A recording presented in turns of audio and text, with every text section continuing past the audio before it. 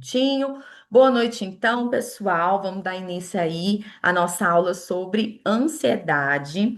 E eu convidei aí a psiquiatra Giovana, que vai compartilhar um pouco com a gente sobre o diagnóstico e o tratamento farmacológico, né, para transtornos de ansiedade.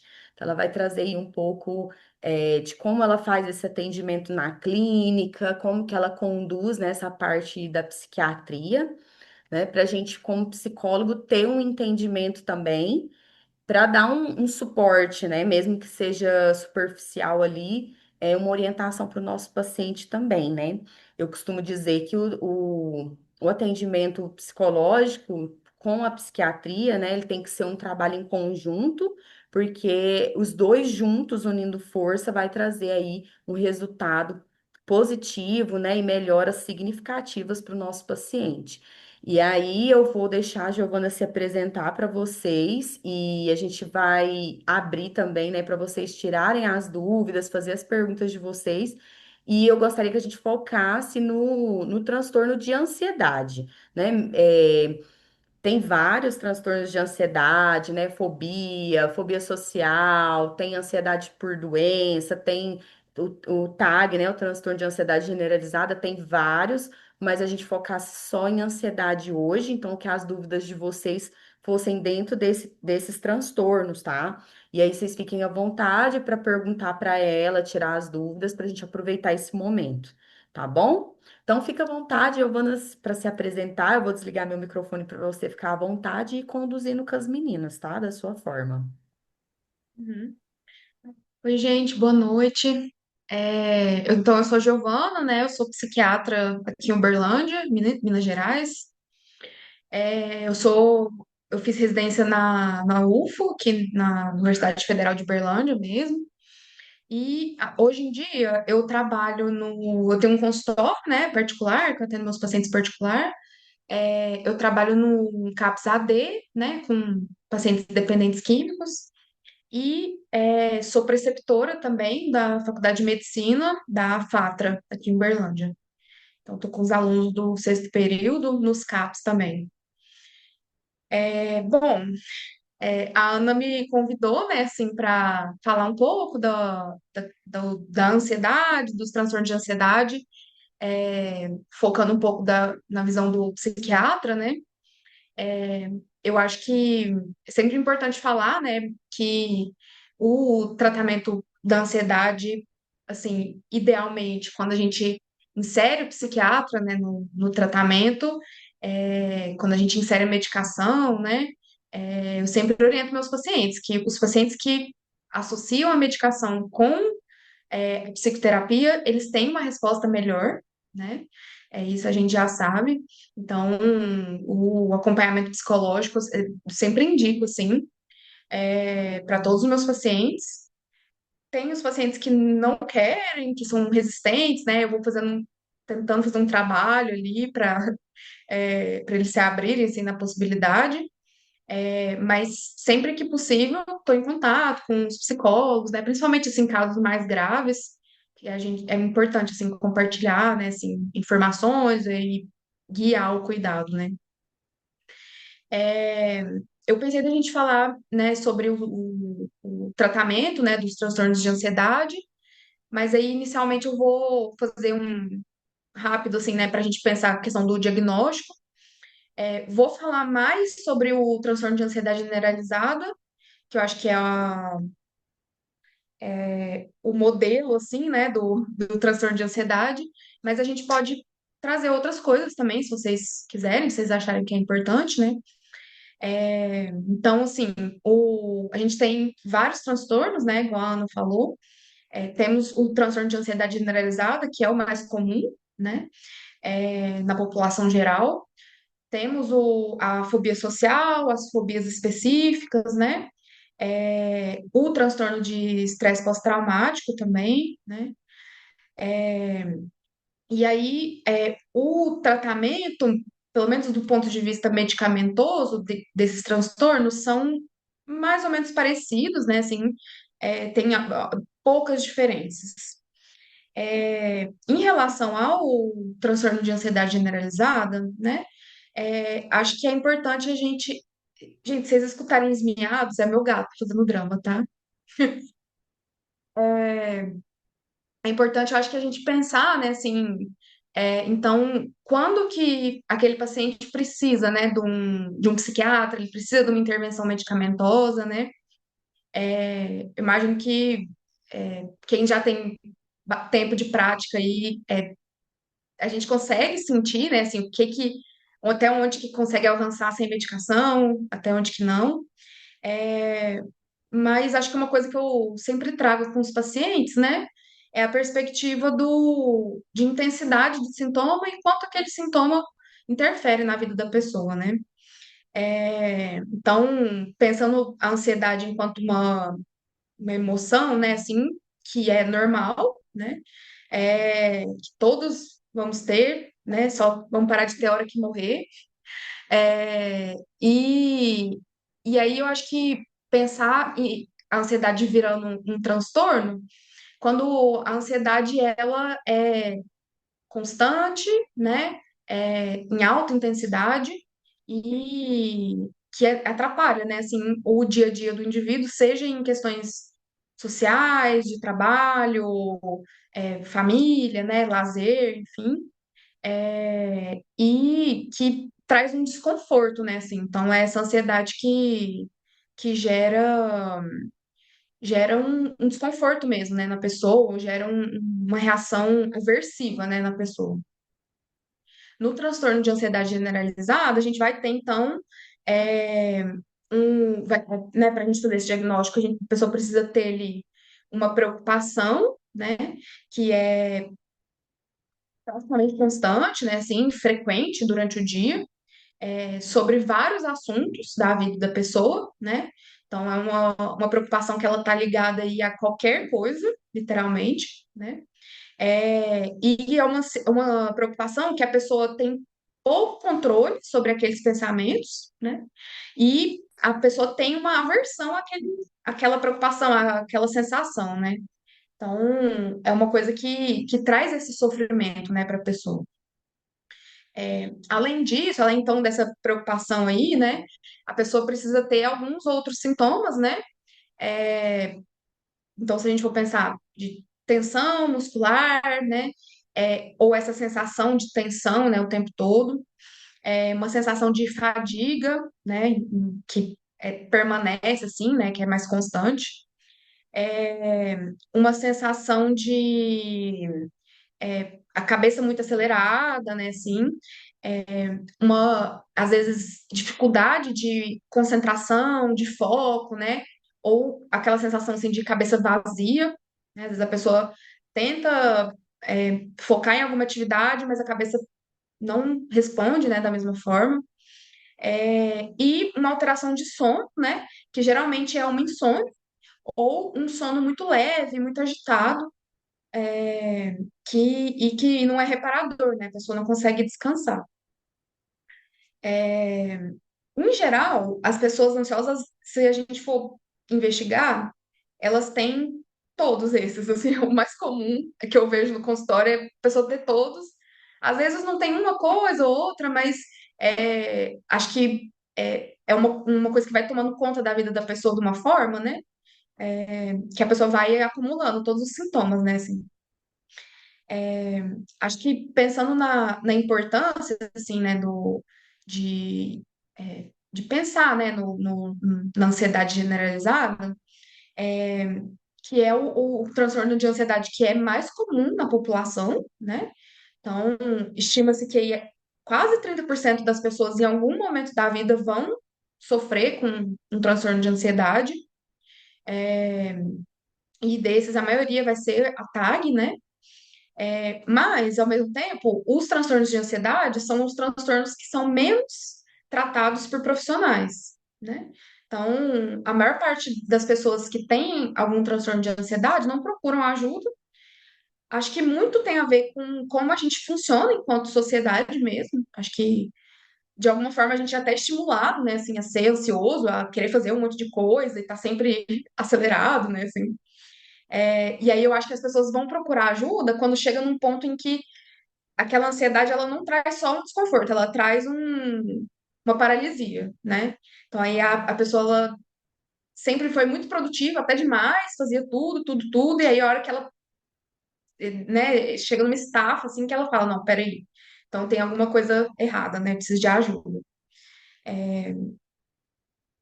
Os transtornos de ansiedade, assim, eles variam muito, né, enquanto início, né, do problema, assim, a idade de início, né, que a gente pode falar. Então, pode ser desde criança até idoso, né, mas tem dois picos, que é ali o início da vida adulta, né, e a vida adulta muito ligado a problemas crônicos, né, doenças crônicas, assim, então, às vezes o transtorno de ansiedade, ele vem decorrente de um outro problema de saúde, né, que afeta a vida da pessoa, e aí ela desenvolve um transtorno de ansiedade, né. E aí, acho que se a gente for pensar, né, no tratamento, né, medicamentoso, a gente tem algumas estratégias, né, para iniciar o tratamento em pacientes que nunca usaram medicação. A primeira linha de tratamento que a gente vai usar são os antidepressivos, né? Então, as mesmas medicações que a gente vai usar para o transtorno depressivo, né, para algumas outras alterações de humor. É, E aí, dentro dos antidepressivos, a gente tem várias classes, né, de medicação e a gente tem várias medicações diferentes, né? Nem todas são aprovadas para tratamento de transtorno de ansiedade, mas a grande maioria é. E aí, essa é a primeira linha, assim, né, de tratamento que a gente vai iniciar num paciente que tem algum transtorno de ansiedade. Em geral, os antidepressivos, né, eles são medicações de uso contínuo, são medicações de efeito demorado, né? Então, ao contrário dos calmantes, né, das medicações para dormir, eles demoram a fazer efeito, né? Então, a gente sempre fala ali entre 2 e 3 semanas para começar a ter algum efeito na pessoa, né? É, e aí a gente orienta sempre o paciente que nessas primeiras 2, 3 semanas, muito provavelmente ele não vai ver nenhuma diferença na ansiedade dele, mas alguns efeitos colaterais, alguns problemas podem acontecer, né? Então, se o paciente ele não está muito bem orientado quanto a isso, às vezes ele tem sintoma pior, né? Porque aí, além de ansioso, agora eu tô com enjoo, eu tô com dor de cabeça, eu tô agitado, né? Então, se a pessoa não sabe que aquilo é esperado, aí ela não toma o remédio, né? Não, vim tratar, agora eu tô pior, né? Então, isso é uma coisa que eu sempre tento orientar muito bem, assim, os pacientes, sempre deixo aberto para eles perguntarem, né? Enfim, se ficar com alguma dúvida. Mas acho que isso é uma coisa também que é legal quando o psicólogo consegue dar esse tipo de orientação, né? De, não, calma, vamos esperar mais uma semana, né? Para ver se vai melhorar. Porque os antidepressivos, enquanto classe, eles realmente têm muitos efeitos colaterais, né? Então, ali na primeira semana, principalmente, né? O que que é muito comum de acontecer? Isso com praticamente todos, né? Então, de ter náusea, dor no estômago, dor de cabeça, às vezes uma sensação de cabeça vazia, né? Assim, uma sensação de estar meio aéreo, né? É, alguns remédios podem, às vezes, dar sonolência, alguns podem piorar o sono, né? Tem alguns antidepressivos que são aprovados para ansiedade, mas que às vezes no começo do tratamento podem causar uma piora dos sintomas de ansiedade, né? Por um efeito ativador ali que eles têm, né?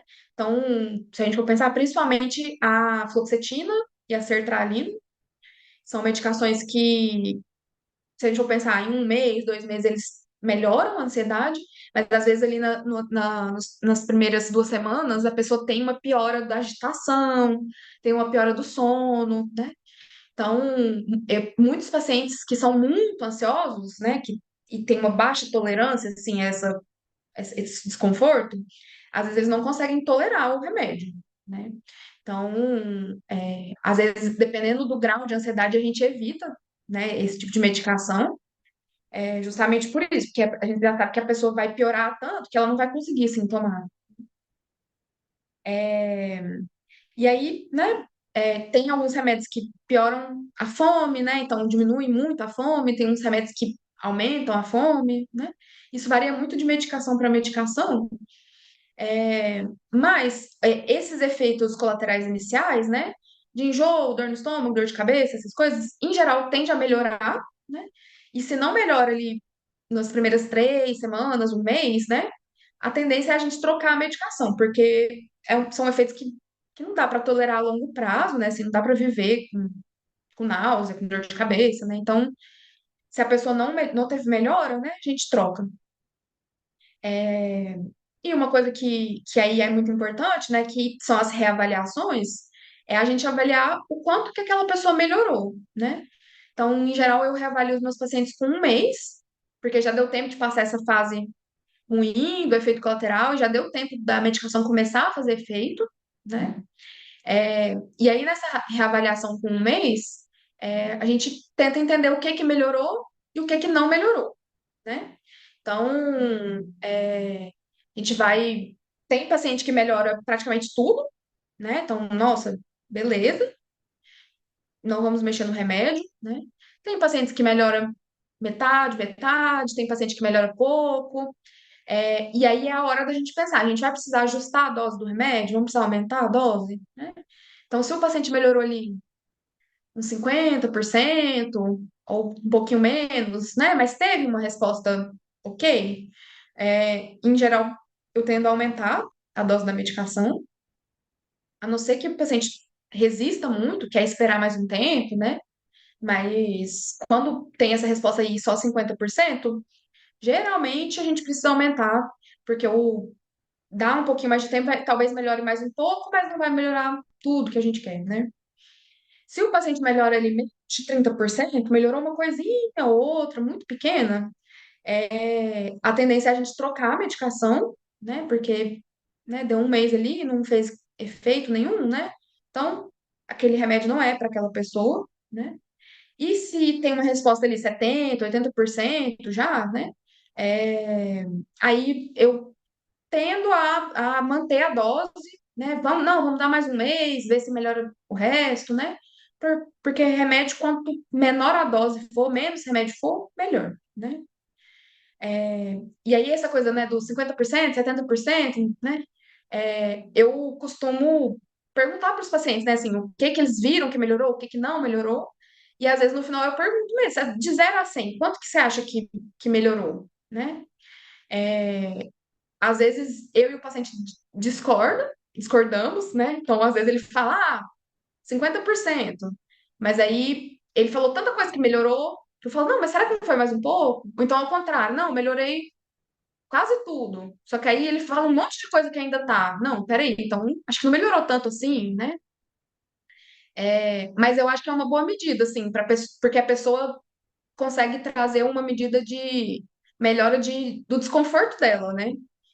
Que eu acho que é uma das coisas mais importantes, assim, que é o bem-estar da pessoa, como que ela tá se sentindo, né, com aquilo. E aí, eu não sei se vocês querem falar depois, talvez, de medicações especificamente, nome de remédio, isso é uma coisa que vocês acham que é importante?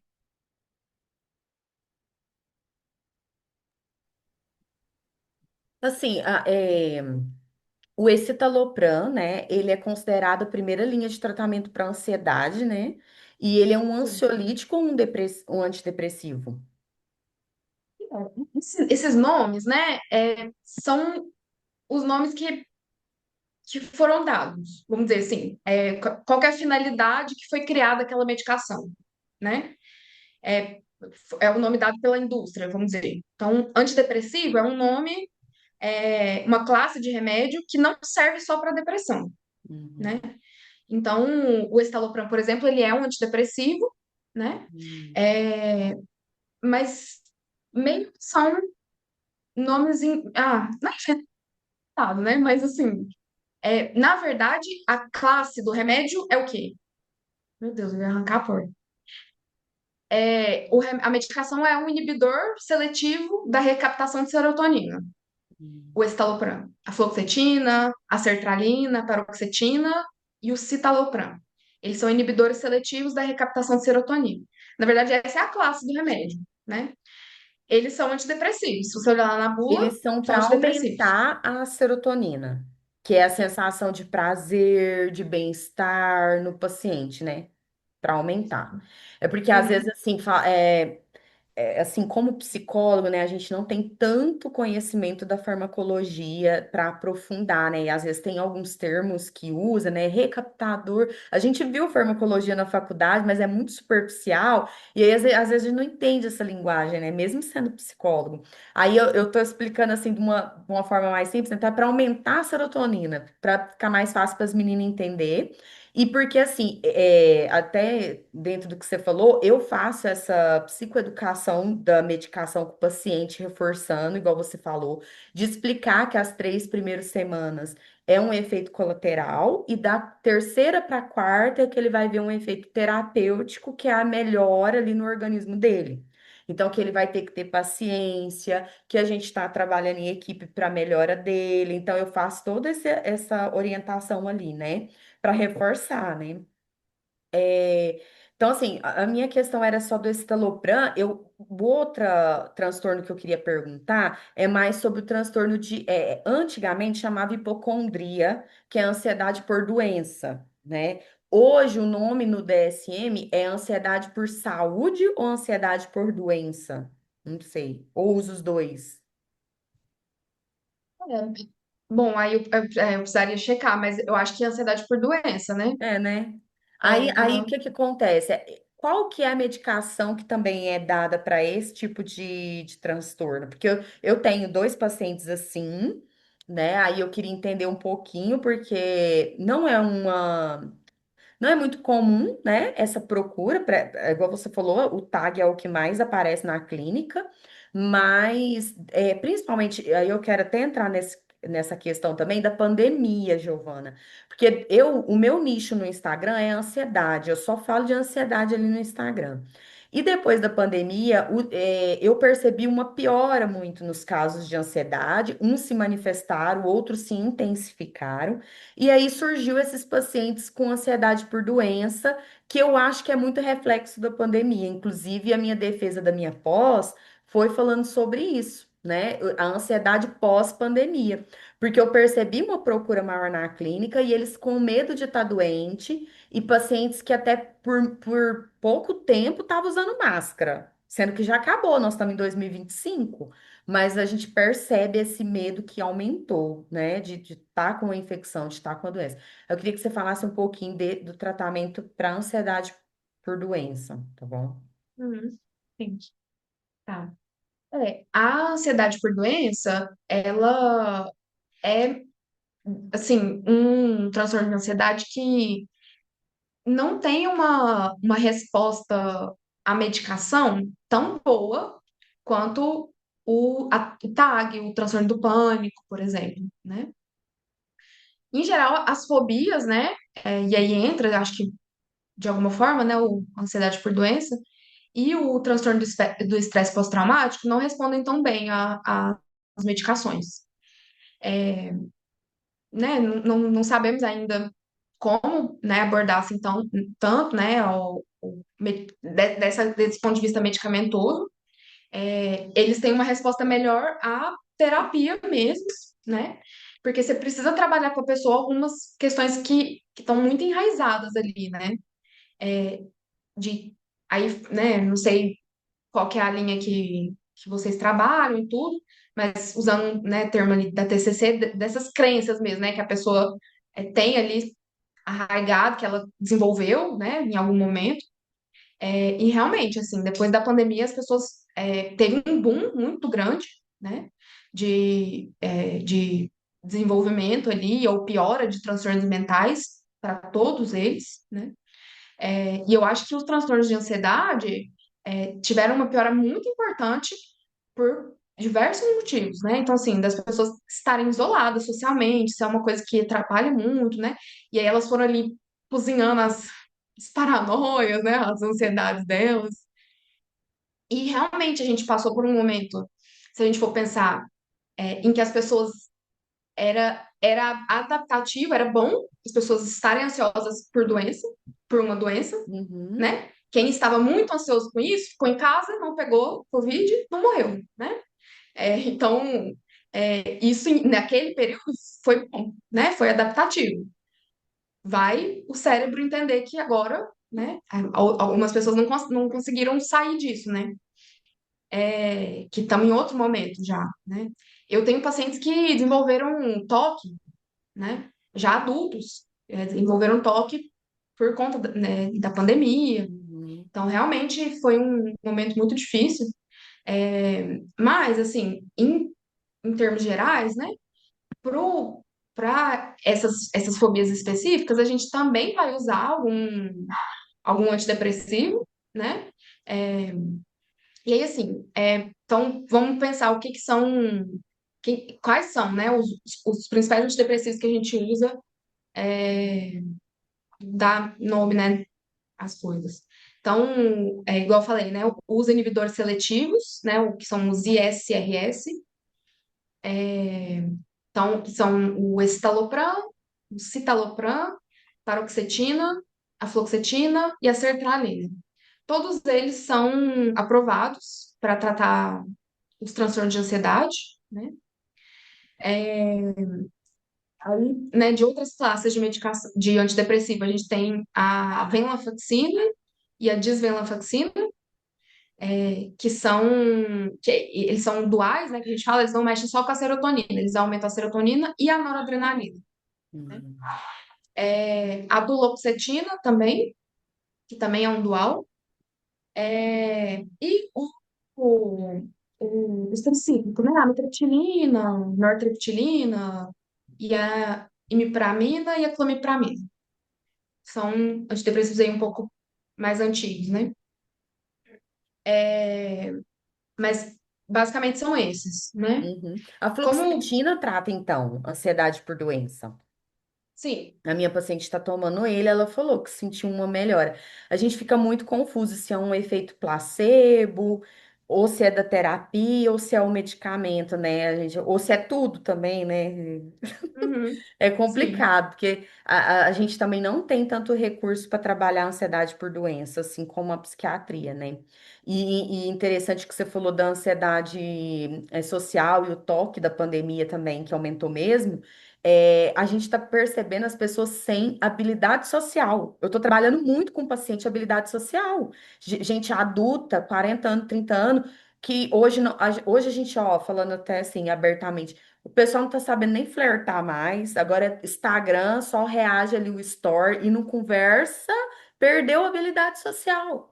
Aí a gente na clínica meio que tem que ensinar o ABC mesmo, assim, tipo, olha, fala oi, bom dia, tudo bem? Né? Quer sair comigo? Vamos se conhecer? Aí, mas eu não sei o que que eu falo. Aí você fica assim, quê? Você tem 40 anos, cara? Não sabe o que que vai falar? Tipo, fala de trabalho, fala de comida, fala de filme. Aí você tem que trabalhar com o paciente para ele aumentar repertório de comunicação, né? Trabalhar assim coisas assim primitivas, sabe? Que se perdeu por conta da pandemia. Assim, eu tenho me assustado muito com isso, sabe? Com o impacto disso assim nos pacientes com ansiedade. Eu percebi muito isso também. Eu tava vindo muito para mim, toque, ansiedade por doença, fobia social, né? Além do uhum, TAG, igual você falou. É isso mesmo. sim. Meninas, quem tiver dúvidas, quiser fazer alguma pergunta específica de algum paciente que você tem, que está tratando ansiedade, aproveitem e pergunte também, tá bom? Eu acho que as minhas eram isso. Assim, e aí eu acho que, né, o quão importante que é associar, né, a medicação com a psicoterapia, porque como que você vai resolver a ansiedade social, a ansiedade desse paciente sem trabalhar o repertório dele, né? Ele tem que ficar ansioso mesmo, porque ele não sabe conversar. Ele tem que aprender, sabe, para ele parar de ficar ansioso com isso, né? Então, a medicação, lógico, ajuda, porque o feedback, né, que a ansiedade traz, a pessoa ela fica ali tensa e aí que não consegue mesmo, né? É, mas é isso, a pessoa tem que trabalhar o que que tá gerando essa ansiedade, né?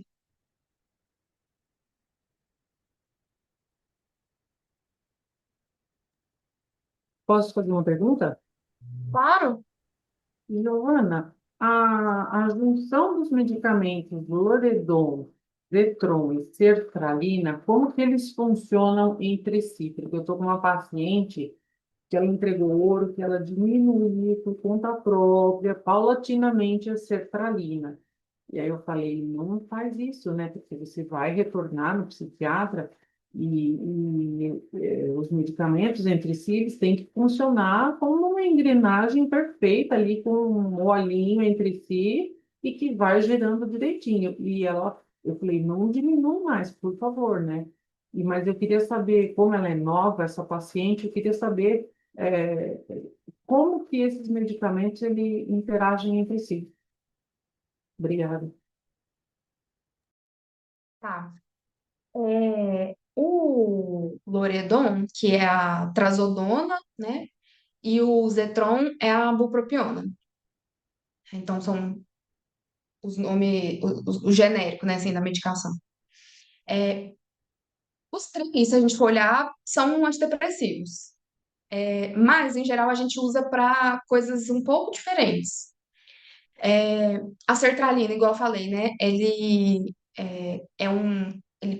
aumenta, né, a serotonina ali na fenda sináptica, né? E ele é primeira linha de tratamento, né? Para ansiedade, para transtorno depressivo, né?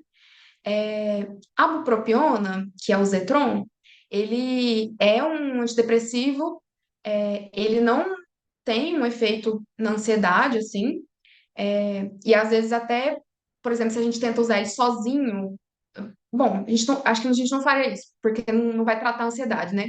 Mas às vezes, se a pessoa for muito ansiosa, muito agitada e tudo, e tomar, às vezes a pessoa fica se sentindo muito ativada, porque ele é um remédio que a gente usa muito, inclusive, para melhorar um sintoma específico, né? Que é o desânimo, o cansaço, né?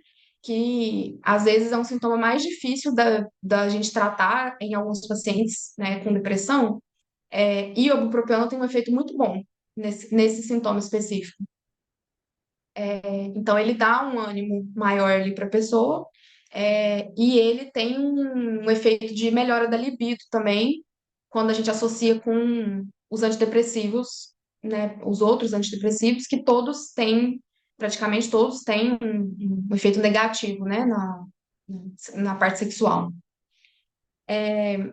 A trazodona, em doses baixas, né, então com ali 50 miligramas, né, que é um comprimido, a menor dose, né, que a gente tem, em geral, a gente usa à noite para dormir. Ele é uma ótima medicação para dormir, porque ele não tem o efeito negativo, né, dos benzodiazepínicos, né, o clonazepam, que é o Rivotril, diazepam, etc., que é o efeito de criar dependência, né, e de causar problema de memória.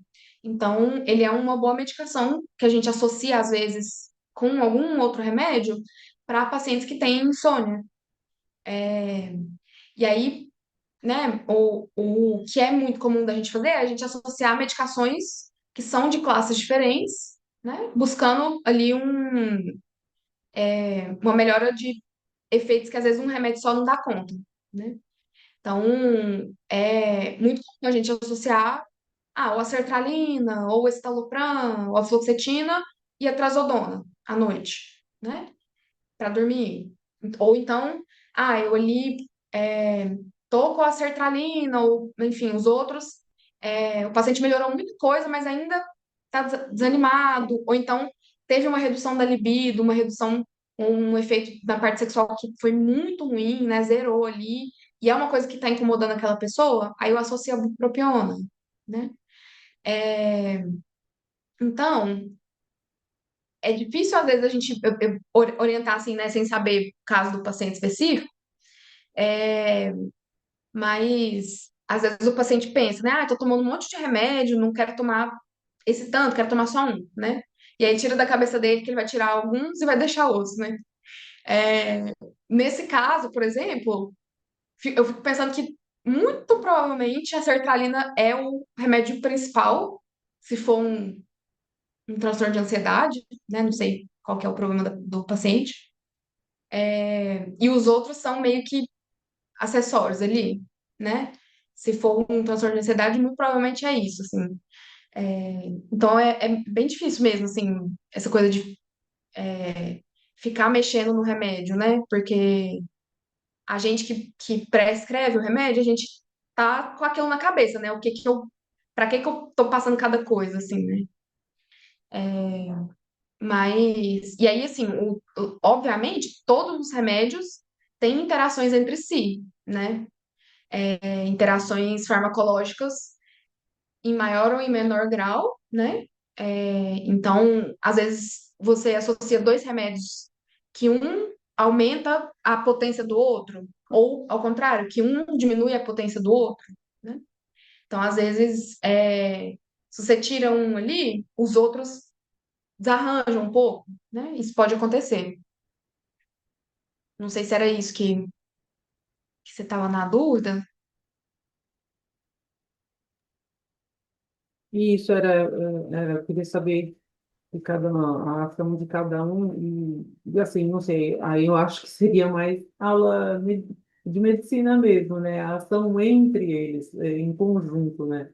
Mais Uhum. esclarecido. Obrigada.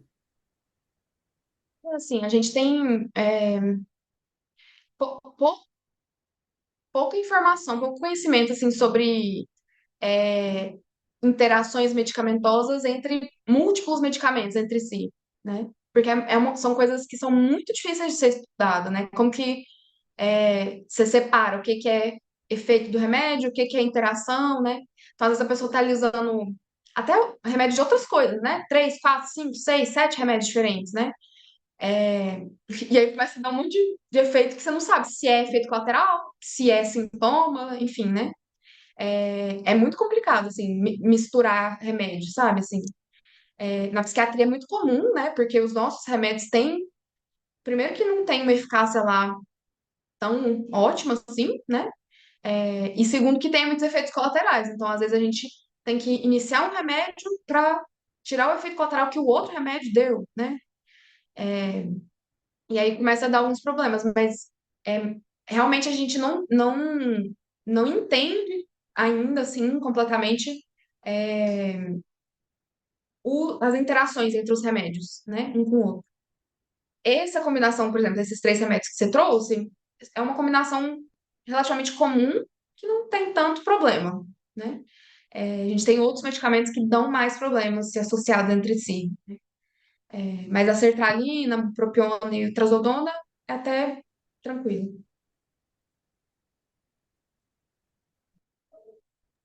Obrigada.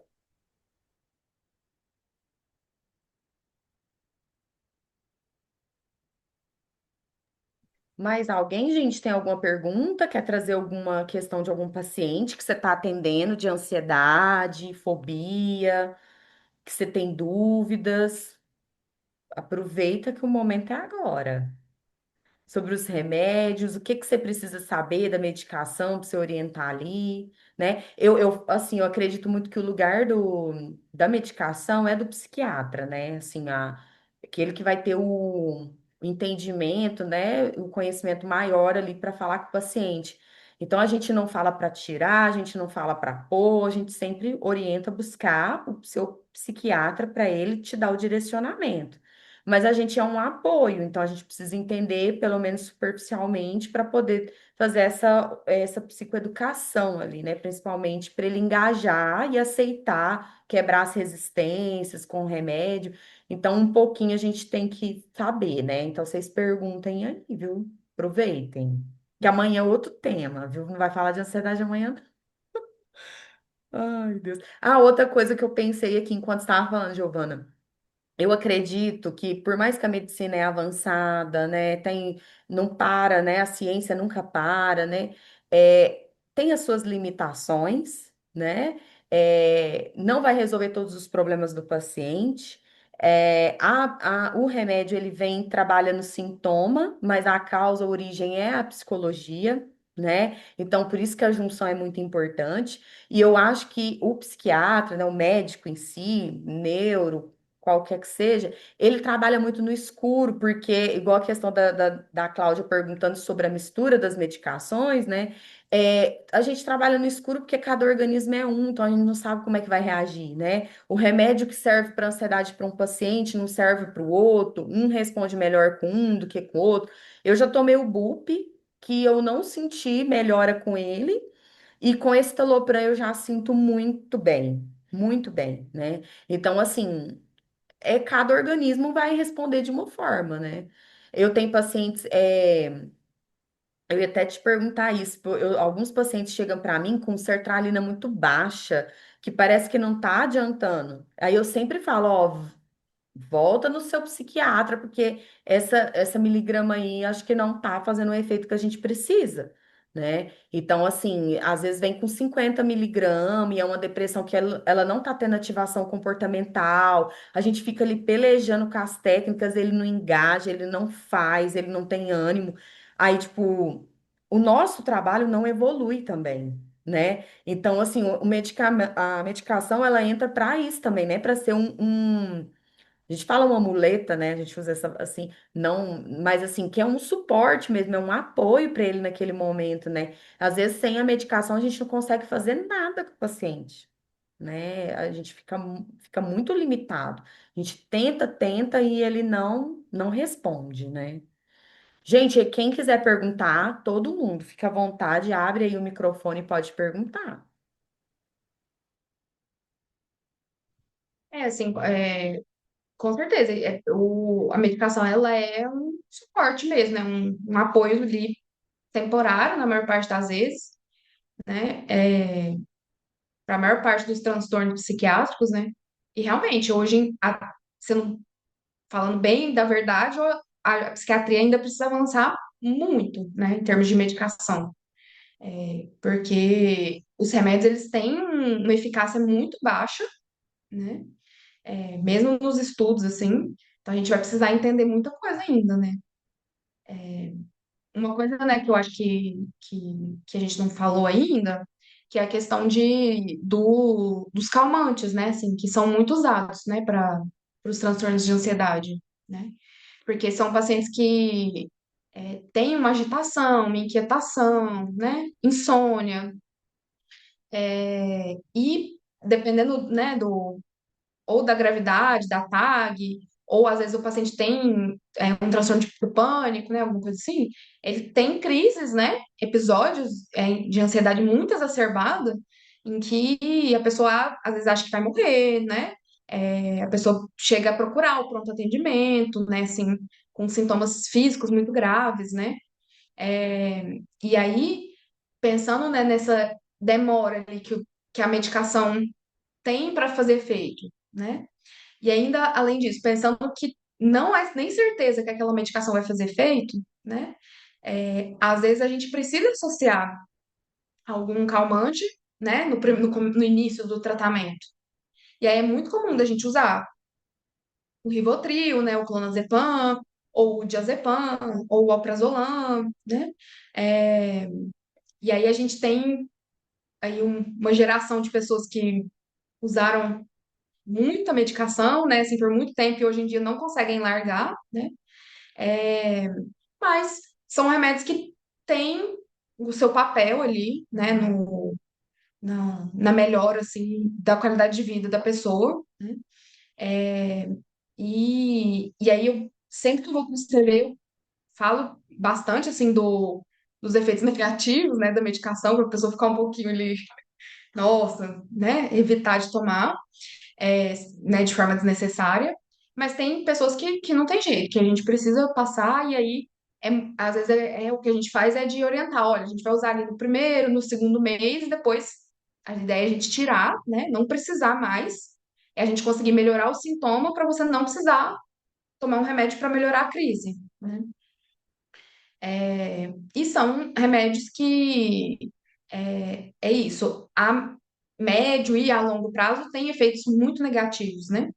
Então, também são medicações que é importante, às vezes, é, vocês que estão ali no, né, mais próximos dos pacientes, né, semanalmente, às vezes até mais, né, de fazer, às vezes, alguma orientação nesse sentido, né? Assim, de tentar entender o quanto que aquele paciente está tomando. Nossa, será que não está sendo a mais? Foi isso aí que o médico te passou mesmo, né? Porque tem alguns pacientes que abusam um pouco, né? E aí eu acho que tentar identificar isso quanto antes é sempre melhor, né? Porque quanto antes a gente, né, conseguir melhorar, assim, ou não melhorar, né? Quanto antes a gente conseguir evitar da pessoa abusar da medicação, né? Melhor, mais fácil da pessoa desmamar daquele remédio depois, né?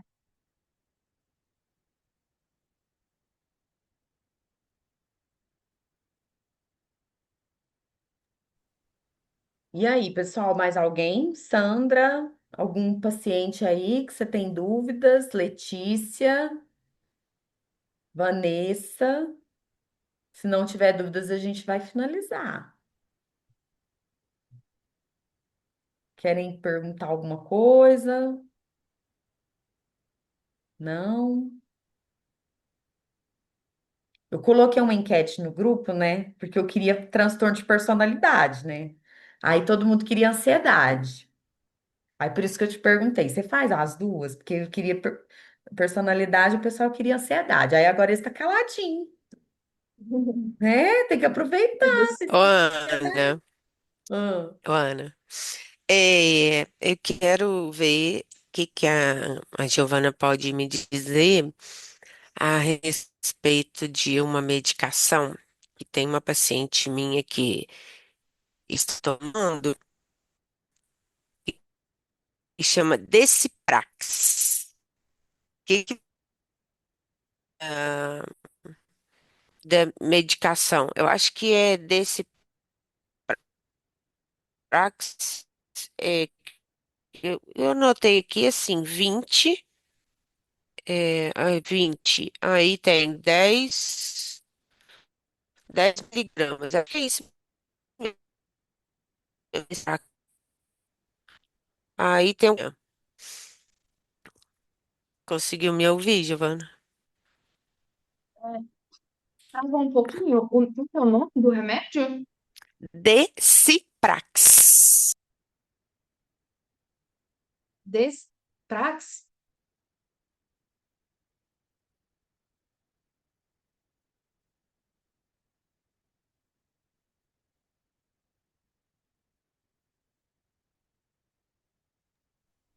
seu microfone tá fechado, Sandra. Mas desse praque ela não conhece, não. E o CAT acho que é XR, pelo menos foi o que eu notei. Esses são o que eu fiquei em dúvida, porque os outros são básicos, eu conheço, né? E o Bronazepam, Uhum. né? Bronazepam também, ela toma de manhã, meio comprimido, à tarde meio e à noite meio. Uhum. O Ciprax, né? Eu acho que eu entendi. É, É o estalopram. É uma marca, né? Do estalopram. Aí o estalopram a gente usa ou 10, ou 15, ou 20 miligramas. o Então, dela é 20. uhum. Uma vez no dia. É, O o, outro, o PET XR isso, é a isso. quetiapina, né? A quetiapina, a gente usa para um monte de finalidades diferentes, mas o que é mais comum, assim, em paciente que é ansioso ou que tem depressão, alguma coisa assim, a gente usar em doses mais baixas, né? Ali 50 até 100 miligramas no máximo, para insônia, para tratamento de insônia. O dela é 50. Então deve ser isso, deve ser para tratar insônia. Aí a quetiapina, a gente tem ela na formulação de liberação imediata, que é a quetiapina normal, né? E o CAT-XR, que é o de liberação prolongada, o comprimido dele vai liberando aos poucos, né, no intestino. Então a pessoa vai absorvendo aos poucos, isso faz com que a duração do efeito aumente, né? Então, por exemplo, se a pessoa tem uma insônia, aí começa a tomar às vezes a quetiapina, eu começo a dormir bem, mas eu acordo no meio da noite e não durmo mais, né? Aí às vezes a gente usa o XR, porque aí a pessoa consegue manter o sono por mais tempo, né? Porque o remédio vai durar mais tempo ali. Mas a quetiapina, se você for olhar em bula mesmo, ela é um antipsicótico. Então é até o que eu falei, né? Assim, desses nomes. É, que na verdade a gente, né, às vezes aquele remédio é desenvolvido para uma coisa, mas depois a gente vai entendendo que aquele remédio serve para um monte de outras. Então, ainda mais porque na psiquiatria a gente tem poucos remédios, né, assim, que funcionam e tudo. Então, se um remédio consegue fazer várias coisas, melhor ainda, assim. E a E quetiapina o é isso. Bronazepam? Aí o bromazepam, ele é um benzodiazepínico, né, da mesma família do clonazepam, do Rivotril. É, em geral, a gente usa ou para ansiedade ou para insônia. É, e então, assim, ele tem um efeito, né? Ele tem uma duração ali no corpo média, né? Entre ali 12 horas, mais ou menos. É um remédio que a gente geralmente usa para. Ele tem menos efeito colateral, assim, que o clonazepam, no sentido da pessoa ficar se sentindo ali, às vezes no outro dia, né? Muito cansada, meio uma sensação de estar dopada, né? Porque ele tem uma duração um pouquinho menor que o clonazepam, então, nesse sentido, ajuda mais, sabe? Mas esses três são isso. Muito obrigada. Nossa, Muito eu obrigada, tá? tenho um problema seríssimo com Zolpidem e clonazepam. Rivotril e Zolpidem, quando fala esses dois, eu já fico desanimada, viu? Eu acho eles muito fortes e quando é principalmente para paciente idoso, eu fico incomodada mesmo, sabe? Em prescrever para eles. Gente, tá travado? Não. Não, né? Ah, então tá. Inclusive, eu tenho alguns conhecidos, nem são pacientes meus idosos, né? Que tem muito remédio, Giovana. Eu fico tão preocupada com polifarmácia, né? Que fala, né? Quando é muita medicação e aquelas miligramas altíssimas. Nossa, tem uma senhorinha que eu fico muito preocupada, sabe? E ela vai regularmente no postinho, mas não tira os remédios dela e eu fico muito preocupada, sabe? E assim, Uhum, e o Zolpidem e o Rivotril, eu acho eles muito, eu não sei, eu tenho a impressão de que eles mais prejudicam do que ajudam, sabe? Não sei se eu tô certa. uhum. É, Qual que é a sua opinião?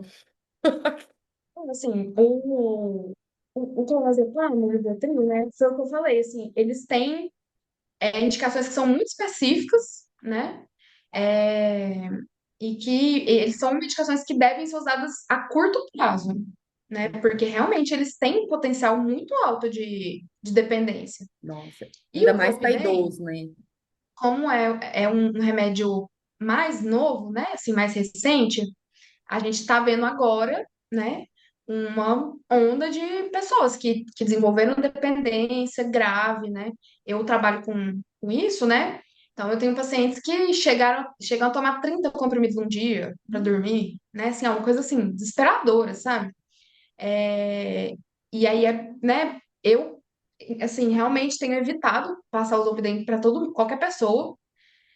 Se o paciente já está usando, né? Então eu vou começar a trabalhar com ele ali para a gente trocar o remédio, tudo. Às vezes eu até continuo a prescrição nesse processo, né? Mas eu mesmo de começar, Uhum, não começo. O clonazepam, o diazepam, eu já uso mais, principalmente em paciente que tem outras coisas, né? Às vezes é paciente dependente químico, enfim, outras coisas assim, a gente usa bastante. Mas tentando nesse contexto, né? Assim, de ser uma coisa muito breve uhum. e se eu é uma coisa do feeling, né? Assim, se eu vejo que a pessoa tem uma cara de que vai viciar em remédio, que gosta demais de remédio, eu evito, porque É difícil. eu passo, às vezes, às vezes uns jovens que falam assim, nossa, eu não queria usar remédio de jeito nenhum, morro de medo. Eu falo, não, então é você mesmo, vamos tomar, sabe? É, porque eu sei que aquela pessoa, ela não vai abusar, porque ela não quer, né? Uhum. É, mas paciente que gosta muito de remédio, né? Nossa, acha que tudo resolve com remédio, aí é um pouquinho mais complicado, assim. É.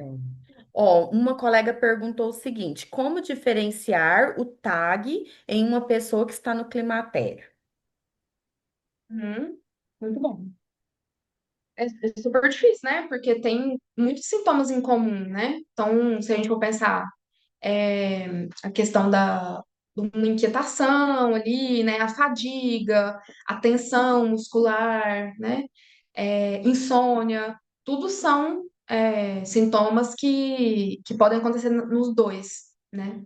Tanto no climatério como no TAG.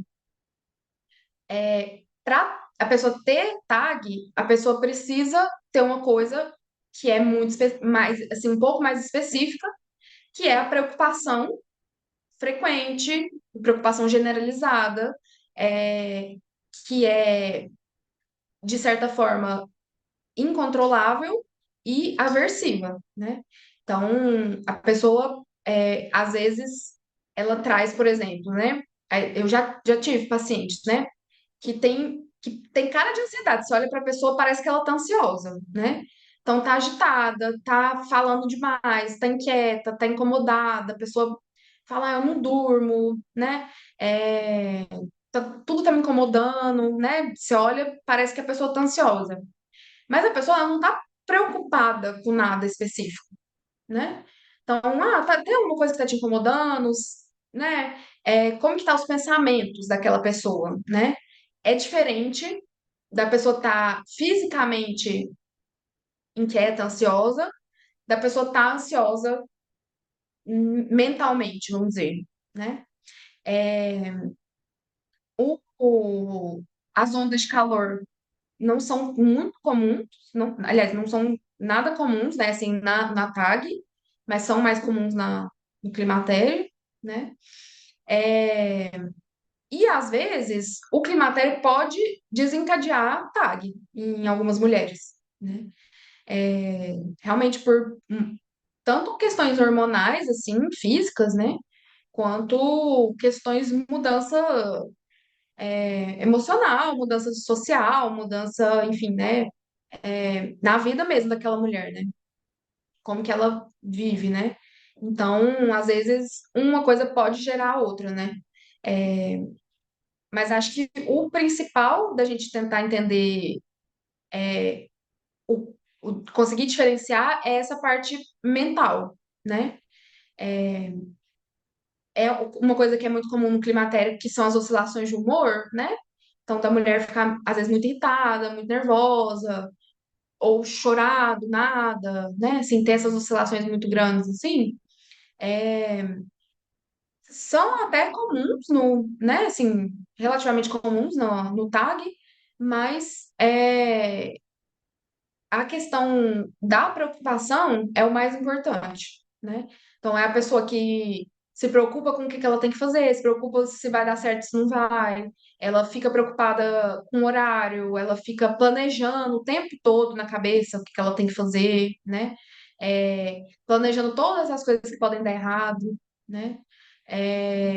Então, esse planejamento aí incessante, né? É uma coisa que geralmente não vem nessa inquietação, nessa coisa do climatério. Mas às vezes é muito difícil a gente conseguir separar, assim, depende da pessoa, né? Dependendo do caso.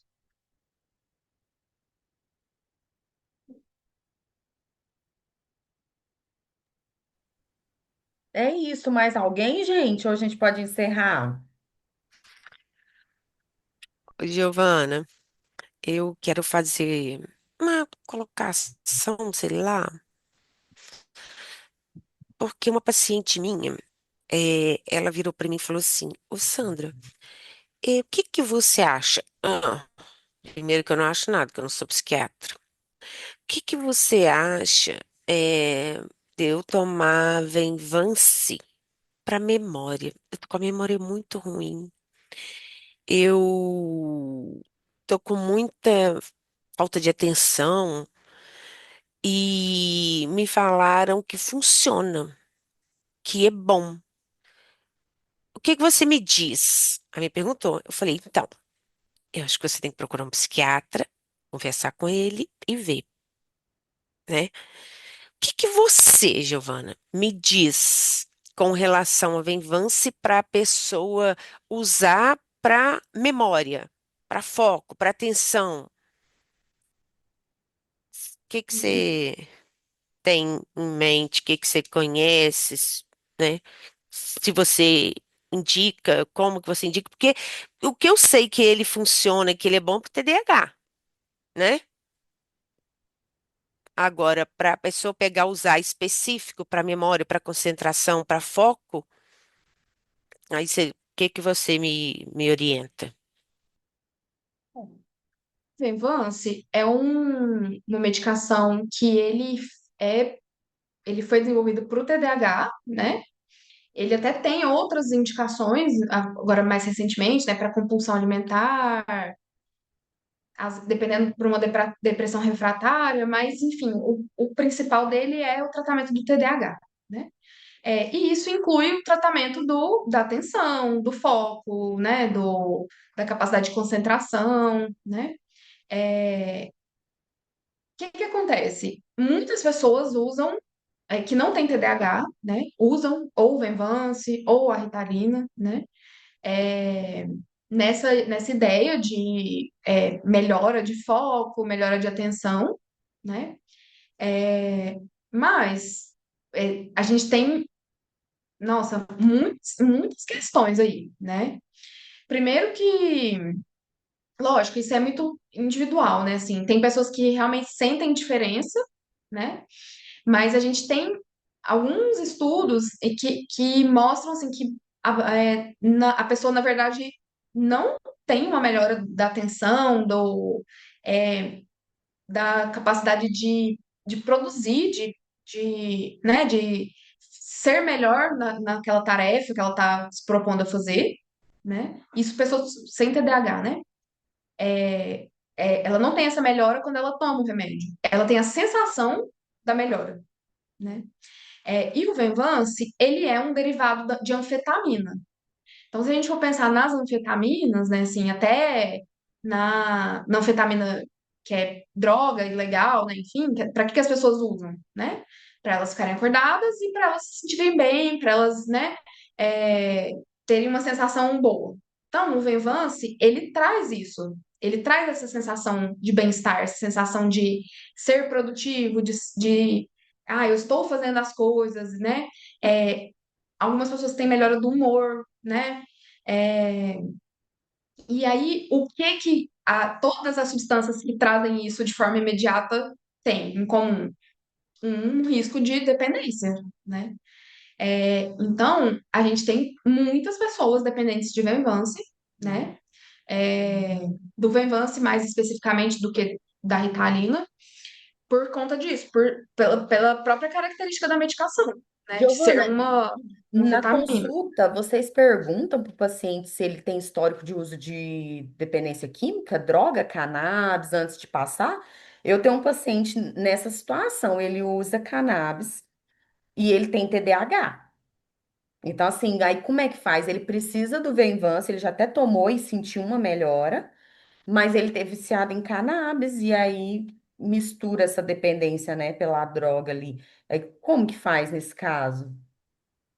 Então, é, é importante perguntar, né, sempre para a pessoa se ela usa alguma substância, né, porque existem interações e existem riscos, né, assim, enfim, e às vezes você vai tratar uma ansiedade e a hora que você vai ver, na verdade, a pessoa tá bebendo pra caramba e a ansiedade vem daí, né, enfim, então você tem que entender o todo, né. É muito comum as pessoas com TDAH procurarem algum tipo de substância, né, ou o álcool, ou a cocaína, ou a maconha, para, de alguma forma, tratar os sintomas, né? Ou para se acalmar, né? Então, por exemplo, se a pessoa tem muito sintoma de hiperatividade, né? Às vezes ela toma, ou ela fuma maconha para acalmar, né? Ou às vezes a pessoa, né, muito desorganizada e tudo ali, às vezes o álcool consegue organizar ela, ela consegue ser mais sociável, consegue, né, assim, falar melhor, né? E a cocaína, ela às vezes, dependendo da desorganização mental da pessoa com TDAH, a cocaína consegue organizar os pensamentos. Então, ao invés de ser ao contrário, né, que é o que faria numa pessoa que não tem nada, de se acelerar os pensamentos, né, a pessoa ficar ali muito acelerada, às vezes no paciente com TDAH, não, ela faz o contrário. A pessoa consegue focar, a pessoa consegue ter atenção, a pessoa consegue fazer as atividades dela. E se a gente for pensar no Venvance, na Ritalina, que são medicações psicoestimulantes, a cocaína também é um psicoestimulante, né? Então, o psicoestimulante, ele ajuda a pessoa que tem TDAH. No caso de, por exemplo, uma pessoa que tem TDAH e tem uma dependência de maconha, né? Nesse caso específico, tem algumas nuances que eu acho que a gente precisa entender, né? Realmente, se a pessoa tem uma dependência, né? Se aquilo ali se caracteriza como uma dependência, É, e às vezes tentar entender o porquê que aquela pessoa usa aquele remédio, ou usa aquela droga, né? Usa a maconha. Porque se às vezes for para tratar, né, entre aspas, tratar a própria hiperatividade, né? Então, às vezes, fazer o tratamento medicamentoso do TDAH pode ajudar a pessoa a melhorar aquela dependência da maconha, né? É um caso mais complexo, né? Que precisa de acompanhamento e tudo, é, mas não necessariamente contraindica o uso, né, do Venvance. Particularmente, eu tentaria outro tipo de medicação para o TDAH antes, numa pessoa que já tem histórico de dependência química, né? Não passaria o Venvance. Mas se às vezes o paciente já chega, né? Olha, já tomei o Venvance, deu certo. Quando eu estava tomando, eu não estava fumando o tanto que eu tô, porque eu fumo por conta disso, daquilo, né? É, Ou então, tô disposto a fazer o tratamento para parar de fumar maconha, não quero, né? Porque tem muita gente que também que quer continuar fumando maconha e acha bom, né? Então, aí é mais complicado, né? Você tem que fazer esse trabalho primeiro, né? Mas quando a pessoa tem dependência química, a gente tem que ficar mais atento mesmo, assim, ao que a gente está prescrevendo, né? Então, você não vai passar um remédio que a pessoa pode abusar ali, né, e ter consequências, né, mais sérias, assim. Muito bom, isso mesmo. E aí a gente, como psicólogo, pode fazer anamnese, perguntar diretamente para o paciente sobre isso e alertar ele, ó, você vai lá na psiquiatra, não mente para ela, conta que você usa isso, que você usa aquilo, tem que ser sincero, porque senão, ao invés de você melhorar, você pode ter pioras, né? Então, mostrar essa autorresponsabilidade também para o paciente, né? Porque às vezes eles ficam, né, intimidados, não falam. E aí a gente tem que trazer esse espaço, né? A gente tá ali acolhendo, fazendo a escuta, mas a gente tem que dar essa orientação para o paciente também. Gente, vamos finalizar por conta do horário. Quero agradecer todo mundo aqui que está presente. Eu vou deixar gravado, os demais vão poder assistir depois da aula, vocês vão poder rever se quiserem, né? Amanhã a gente vai ter um encontro de novo, vai falar de transtorno de personalidade, né? Vou encher a Giovana de pergunta do Borden. E assim, quero agradecer, Giovana, por ter aceitado o convite. Fiquei muito feliz, né? Eu entrei em contato assim de primeiro com um monte de com psiquiatras, né? Assim, uns cinco, e você prontamente ali já se dispôs. Eu fiquei muito feliz. É muito difícil ter esse acesso a um psiquiatra, tá, gente? Eu atendo muito paciente de SUS, né? E até de convênio, que às vezes a gente não consegue ter esse contato com eles, e isso é tão ruim porque ajuda tanto a gente, né, e ajuda o paciente. E então a Giovana aceitou, fiquei muito feliz mesmo, né?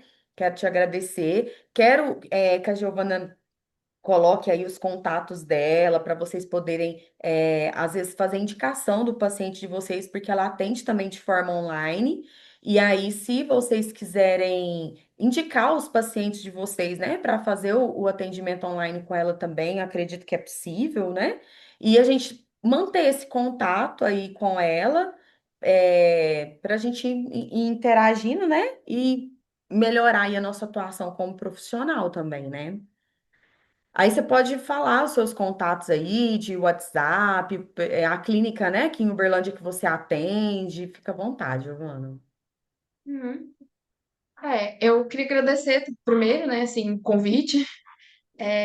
Achei bacana. Amanhã a gente volta, né, para falar dos transtornos de personalidade. Eu atendo no Espaço Conviver, que é uma clínica ali no Santa Mônica. Eu não tenho Instagram profissional, falei para Ana, né?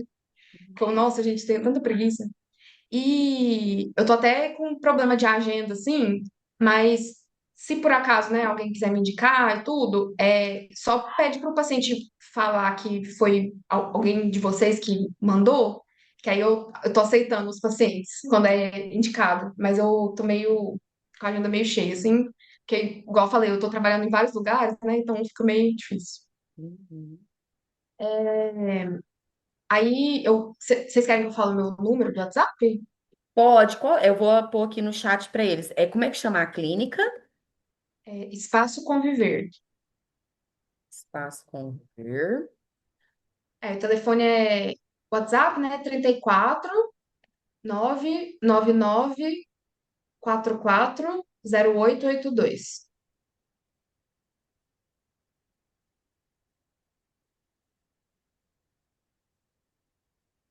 Não, 440882, é isso. Certinho, ó, coloquei aí no chat, vocês copiem aí, cola aí no bloco de notas de vocês, e aí a gente vai manter esse contato então com a Giovana. Gente, então é isso. Obrigada a todo mundo pela presença. Obrigada, Giovana, mais uma vez, e amanhã a gente se vê novamente para outra Obrigada, aula Giovana. Obrigada, maravilhosa. Ana. Tchau, Até gente. amanhã, tá? Beijo, obrigada, Obrigada, gente. Aninha. Obrigada, Beijo. Giovana. Até mais, boa noite. Boa noite também.